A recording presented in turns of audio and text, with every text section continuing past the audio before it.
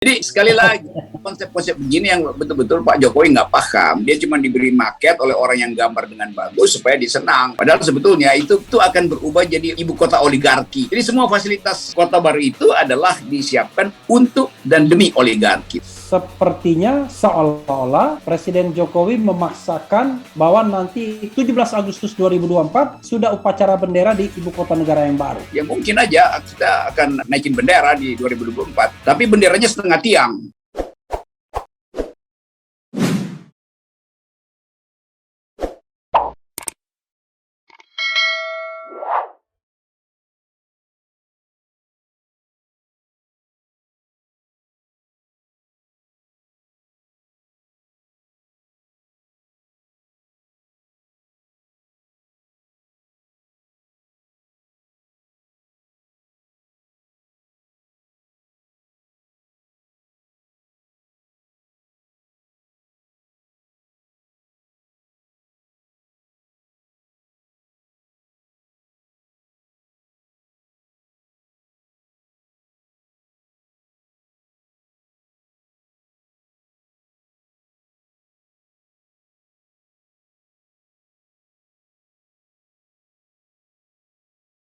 Banyak sekali isunya ibu kota. Yang pertama adalah timing. Sepertinya seolah-olah Presiden Jokowi memaksakan bahwa nanti kerek bendera pada tahun 2024. 17 Agustus 2024 sudah upacara bendera di ibu kota negara yang baru. Kemarin saya interview dengan seorang pengajar di NTU, Nanyang Technological, mengatakan setuju katanya. Ada tanahnya, ya kan? Ada pengairannya, macam-macam kira-kira begitu. Ada yang bisa menutupi problem lingkungan yang dihasilkan, ya kan? Yang mestinya ngasih kompensasi barangkali untuk menutup lubang-lubang dengan reboisasi, we don't know ya. Tetapi kemudian ya sudah dianggap nol saja, ya kan? Nah ini nol yang cara keliru gitu ya. Nol saja, lalu pembangunan ibu kota tetap dilanjutkan. Banyak isunya. Nah, saya ingin soal setuju dan tidak setuju. RH Channel membuat polling, sekarang posisinya 16.000 ya. 16.000 suara, itu yang setuju perpindahan ibu kota cuma 9% saja. Yang tidak setuju 88%, sisanya nggak jawab gitu. Atau either ya. Itu. Nah, Bang Rocky, silakan soal setuju dan tidak setuju perpindahan ibu kota ini. Kan mestinya memang disurvei dulu. Kan dianggap bahwa ya DPR udah bikin sosialisasi. Sosialisasi itu dengan mudah disurvei aja kayak tadi kan. Jadi kalau ternyata cuma 9%, ngapain capek-capek bikin sosialisasi di semua universitas? Kan yang kita dengar begitu kan. Tim dari pemindahan ibu kota ini mengatakan kami udah survei dan lakukan FGD di mana-mana. Nah ini hasilnya cuma 9% kok. Jadi FGD yang dibuat sebetulnya, FGD yang diakali itu intinya tuh. Tentu aja FGD-nya honornya gede supaya mendukung pemindahan ibu kota kan. Jadi kita tahu akal-akalan itu tuh. Karena itu saya anggap bahwa ya mungkin aja kita akan naikin bendera di 2024, tapi benderanya setengah tiang. Jadi sebetulnya saya bicara dengan beberapa teman di Kalimantan Timur. Mulai sekarang dampaknya udah terlihat. Itu nelayan-nelayan di situ nggak bisa lagi dapat tangkapan yang seperti biasa. Karena kan beberapa bangunan udah dimulai kan dibikin. Bendungan, segala macam itu buat menampung air dengan segala macam permasalahannya tuh. Jadi sebetulnya kerusakan itu udah terjadi sejak awal. Dan kita cuma dibius oleh Presiden Jokowi untuk lihat marketnya itu. Marketnya sih memang keren banget. Kalau lihat market mah pasti bagus banget. Nggak ada market yang dibikin berdasarkan fakta itu. Ini market, petanya, bangunannya, arsitekturnya. Tapi kita nggak bisa membayangkan apa yang ada di Kalimantan kalau kita nggak tanya pada nelayan di situ. Apakah mereka lihat marketnya? Dia nggak peduli marketnya. Dia cuma tahu bahwa cara dia menangkap ikan itu terganggu dengan adanya ibu kota. Cara mereka berladang juga yang sebetulnya kan banyak penduduk di situ yang usahanya itu menyenangkan dengan berkebun. Tapi kemudian tiba-tiba nanti mau dijadiin pengantar surat presiden ke menteri misalnya tuh. Ya dia nggak merasa itu tugas dia tuh. Jadi dibohongi sebetulnya bahwa seolah-olah kalau ibu kota pindah itu akan jadi pusat pertumbuhan tuh.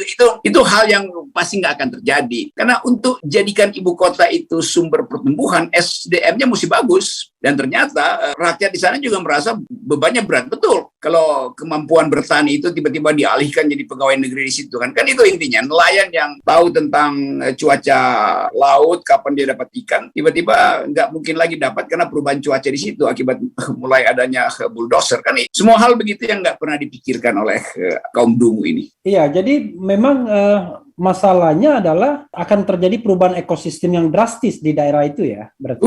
Sudah terjadi itu. Iya, kan orang kan selalu mengatakan ya, kadang-kadang pembangunan seperti ini ya nanti bisa dikompensasi dengan menanam pohon dan lain sebagainya di tempat lain dan lain sebagainya. Tapi yang jelas kan perubahan keseimbangan alam itu ya sudah terjadi, dan itu rasanya apakah bisa dipulihkan dengan planning yang katanya barangkali mau menghijaukan lagi, menanam pohon lagi dan lain sebagainya, Bung Rocky? Ya, tanam pohon bisa, tapi kan habitat itu nggak bisa kita pahami, kita tanam pohon yang monokultur itu. Kan hutan itu selalu ada dalam kondisi heterokultur, heterogen. Nggak bisa tiba-tiba, oke, nanti kita bikin sawah di situ karena itu dekat dengan pusat apa yang disebut industri pangan kita itu. Lalu dibikin sawah, lalu dipotret dari angkasa itu. Oh, ternyata hijau. Lain, hijaunya hutan dengan hijaunya sawah itu lain. Sawah itu jauh, tapi dia tidak menyimpan air, justru boros air tuh, lain dengan hutan rainforest. Jadi itu tipu-tipuan tuh.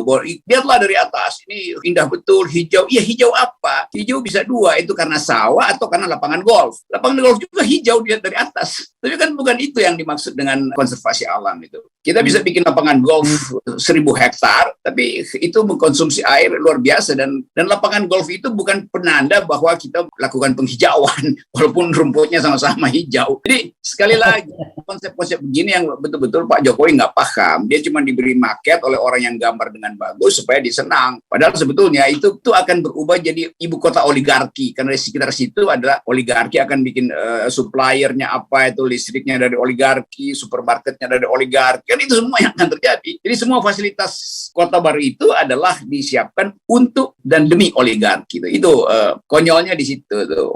Itu sama seperti misalnya ya, saya pernah dapat cerita mengenai seorang pengusaha yang mau membangun kota di dekat Jakarta sini. Kira-kira begitu kan? Yeah. Dia sudah membayangkan yang namanya kebutuhan masyarakat di sana yang jumlahnya barangkali bisa sampai ratusan ribu, bahkan lebih dari 1 juta, itu dia sudah hitung tuh. Kan orang kan setiap hari pasti butuh apa aja butuhnya kan. Jadi kalau kita punya bisnis ya kan yang bisa menguasai, memonopoli kawasan itu, sudah selesai kita, bisnis kita akan hidup terus.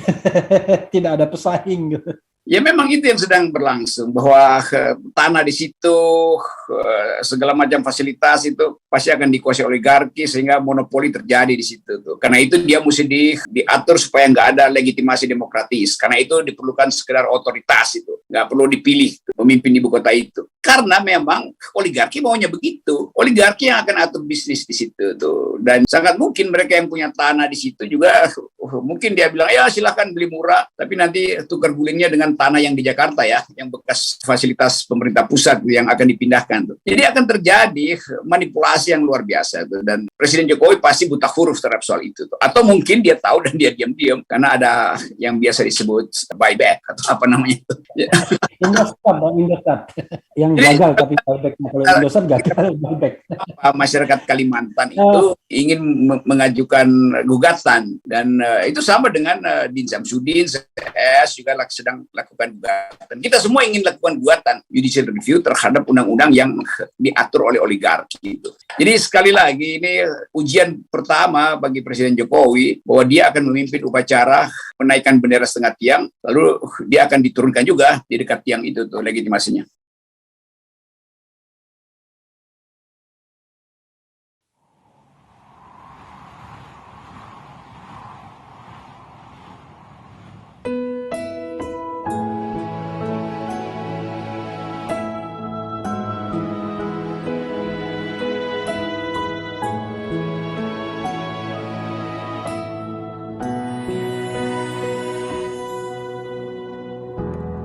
Ketika matahari hanya di atas kepala, panas melelehkan, padang yang luas ada naungan, tapi Engkau pemimpin adil. Tuhan memberi kabar gembira, setiap manusia